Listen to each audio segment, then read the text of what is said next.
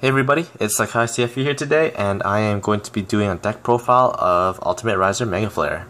This is a really strong boss unit coming out in BT 17 Blazing Perdition, and honestly, I think he's one of the best ones right now because Cat Butler is a thing, and it's a thing that's going to be abused. So yeah, I hope he gets limited actually, because this deck is honestly really too good. If he gets hit, it will be a little bit more balanced.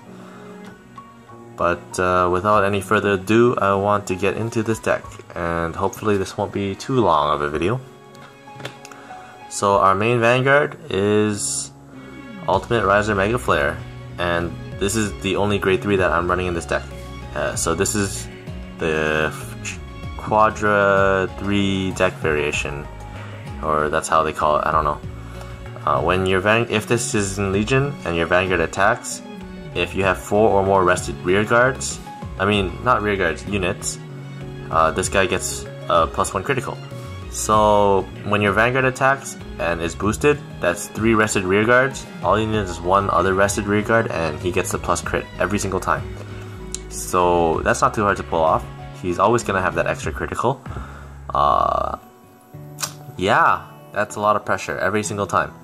And then if you pair that up with Cat Butler, if you're at 3 damage, they will guard, because if you flip the crit, then you win, because that's 3 damage. But if they guard, they will have to guard a second attack because of Cat Butler. And then if you have more, they will have to guard more. But if they no guard and then you flip the crit, you win. So it puts them in a really bad position, and that's why this deck is just too good. Yeah, just the 4 grade 3s. Our starter is Miraio, Transmitigating Evolution. Miraio. He's a grade 3 searcher. Just counterblast 1, put this into soul, check top 5 for grade 3, put it to your hand. And yeah, because we only run 4 grade 3s, this is the card that you have to go to hopefully search for your grade 3. So yeah, nothing else to say there. 4 Cat Butlers, because he's overpowered, he's broken, he needs to be limited, yada yada yada. When your vanguard attacks and the attack does not hit, you can sack this unit, choose your grade 2 or lower vanguard, and stand it. When you choose your Legion mate, which is grade 2, you also stand your main Legion, so your entire vanguard stands up. Now you guys get why this is overpowered, right? Because for the cost of 1 card, you get 2 extra drive checks every single time you use this effect, and he stacks, because if you have multiple on the field, then you can do it 1 by 1. So you attack, they guard. Pitch 1, attack, they guard. Pitch 1, attack, they guard. Yeah. Overpowered. For the trigger lineup, 4 heals. Everyone says this is mandatory, but I believe that this deck can get by without heals, and it has done it before, because there are a lot of people that run 16 critical triggers, because this deck is full on YOLO. If they no guard grade 1 and grade 2, and you flip that critical trigger, you basically win the game, because as soon as you hit Mega Flare and then you play down a Cat Butler, you push your advantage so hard that they can't win. They just can't, because can they guard Legion attacking you for 20,000 with 2 criticals twice at turn 3 or 4? No one can do that unless they have 2 perfect guards. But even then, that's 4 cards gone, and you got 4 draft checks.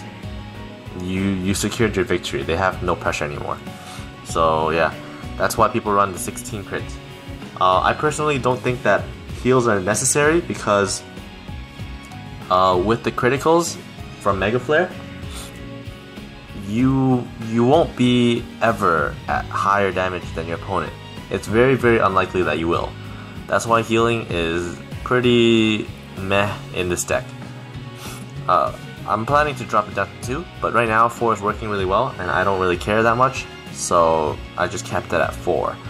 And yeah, I don't want to mess it up too much because, again, the deck has been liking me, so it has been giving me all of the proper grades, and I was able to ride every game, so yeah, I left it like that. 2, 4, 6 draw triggers. This deck, you can run any single draw trigger, any trigger you want. It doesn't really matter because nothing is as special, and you don't lock anything, and you don't as special counterblast or anything like that. So run anything you want.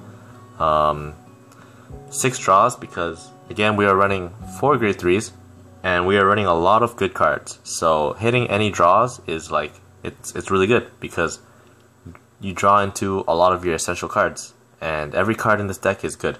So you're drawing a good card. That's good. That's good enough for me. And then 6 crits. A lot of people, again, play 8 crits, 10 crits, 12 crits, and 16 crits. Because, again, flipping criticals is not a bad thing. It's always a good thing. And in this deck, it's the best thing. Because you flip a crit and you win. Yeah, so 6 crits. I like to survive, so that's why I'm running the draws. I'm not that YOLO. I'm YOLO, but I'm not that YOLO. Grade 1s, I run 2 energy chargers. On play, Soul Blast 2 to draw 1. Again, we just like to draw cards, so yeah. He's also really good at maintaining your soul because you never have that much soul. So that's why I don't like to run him at more than 2. A lot of people run him at 3 or 4 because they play a lot of soul chargers. But I don't, so I run him at 2. Any more and you don't have the soul to do it. 3 cannon risers, because you're always tapping your back rows to draw cards and recycle stuff. This guy just lets you hit rear guards, so if you kill an interceptor, they basically lost an interceptor, so they lost 5,000 shield. So this is theoretically 11,000 attack, because you attack the vanguard and they intercepted with one of their guys. Yeah. So it's good, and you still need pressures on the rear, even if this is a vanguard based deck, and you basically win with vanguard. You still need rear guard pressure in order to make sure that they can't guard, because if they can guard, then yeah, you're doing it wrong. 4 Screaming and Dance and Shout Announcer. I finally got his name right. You can tap this guy, pitch one of your cards to draw 1 more card. Again, you just want to dig through your deck and then draw all of the cards that you want. This just lets you do it a lot faster because, again, we're only running 4 grade 3s, so you need to dig through your deck really fast. If you get this turn 1, you can tap this twice before activating your grade 3 searcher. So it just allows you to guarantee your grade 3 a lot faster because, again, the more cards that you get out of your deck, the more likely that your grade 3 is going to be within the top 5, because the deck ratio is designed like that, right? Or something like that, I don't know. I'm trying to be smart, but I'm not. And then for the Sentinels, I'm running the 2 Quints and 2 Perfect Guards. Again, you can run whatever you want. I have 1 Beast Deity and 1 Twin Blader because I don't really care, and I like both of their arts, so just whatever. I'm running the 2 Quints because some decks the Quints are really good against, and some decks the Perfect Guards are really good against. So this deck allows you to, or this lineup allows you to switch your playstyle to whatever deck you're fighting against. And the good thing about this deck also is because Screaming and Dancing Shout Announcer, I'm just gonna call him Shout from now on because I can't get his name right. Shout lets you pitch one and hopefully draw the other one, and then you can pitch one and search for the other one, or the other way around, right? So you can always fix your hand to adjust to whatever situation that you need, which is why I'd like to run both. This deck variation can also run 4 Perfect Guards perfectly fine because we are running 6 draws and we are running a heavy draw engine, so we always have the hand to afford the luxury of Perfect Guarding, because Perfect Guarding is 2 cards and Quintet Walling is 1 card. 2 cards is 2 times more than 1, which a lot of decks cannot afford. That's why they run Quintet Walls. But in our deck, we can afford to use Perfect Guards. But I like to keep the 2 Quintets because some decks, the Quintet Walls are just really good against. So I like to have my options open. So yeah, the 4 perfect guards again works extremely well as well. So if you prefer the perfect guards and you are a perfect guard guy, then run the perfect guards. There's no reason why you should hesitate. Grade 2 lineup, I'm running 2 frozen ogres. I still call it ogres because they look like ogres, they are ogres. I'm just gonna call them ogres. The 2 frozen ogres. He's really good. I want to run him at 3 because the Legion mate is not good, but I don't have a 3rd one yet, I don't think. So he's at 2 right now. During the turn that your Vanguard Legions, you can, when you attack with a Vanguard, or when you attack this card to a Vanguard, you can counterblast 1, put this unit into Soul, and search your deck for any 1 card and call it to the field. Open rear guard. So during the turn that your Vanguard Legions, you can use this guy and search out a Cat Butler and put it behind the Vanguard. Now they're at, say, 1 damage. They won't guard anymore because you have a Cat Butler and they don't want you to restand. Now they're at 3 damage, or if you flip a crit, they're at 4 damage. That's the killing range. Next turn they will have to guard. If they didn't pop the Cat Butler that you called, now you get to restand twice. If you have another one in your hand, you call one out, now you get to restand 3 times. This lets you set up for every single perfect situation. Say you already have Cat Butlers in your hand, and you want to draw another card, or you want to draw some more. You can use this guy to search out Energy Charger, and Soul Blast 2 and draw 1. Or if you want more field pressure, you can call a 12k beater, attack their Vanguard. Or you can call it the Legion mate because it is the same turn that you Legioned. You can attack the Vanguard, and then when your Vanguard hits, you can restand him for +4 and attack him again. This guy just gives you a lot of options, so that's why I like to run him. The 3 Street Bouncers, because we like to draw cards. Yeah. Just use him.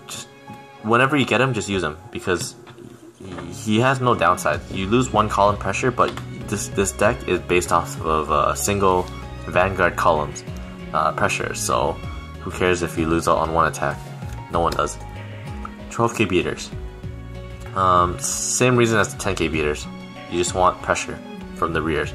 And then the Legion mate for Mega Flare is Dual Flare. He's meh at best, because this only works during the turn that your Vanguard Legions, and only when he stands does he get +5. So he's very subpar, and I really do not like him. But he is the Legion mate, so you have to run him at least 3, just in case of scenarios that you damage check all 3 of them, and or 2 of them, and then you have none left, or 3 of them and you have none left. So that's why I am going to be removing 1 again for Frozen Ogre, because Frozen Ogre is better. And yeah, that is pretty much the deck profile. Some great combos that you can do turn 1, turn 2, and turn 3 is, let's see if I can find my starting Vanguard. Yes, I can. It's right here. So your starting Vanguard, and turn 1, if you can get Screamin' and Shout, you would ride him. Or that's not Screamin' and Shout. This guy is. Give me that. You would ride him, but you would always never call Miraio behind the Vanguard. Always call him onto either side column.